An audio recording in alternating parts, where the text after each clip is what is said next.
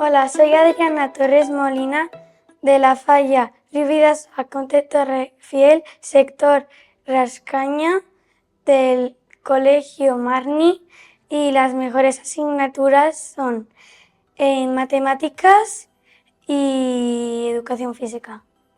Al escuchar el nombre en la preselección me quedé un poco exhausta y no sabía qué hacer. Entonces, pues lo primero que hice fue abrazar a mis compañeras, que era lo más cerca que tenía. Los actos que más me gustan son mi presentación y la ofrenda. Los niños, pues yo creo que hay muchos, pero podríamos ser más falleros y podríamos, pues, animarles a que se apunten a las fallas. Puede que sea una o a otra, y que se apunten y que vean las fallas como son de más de cerca.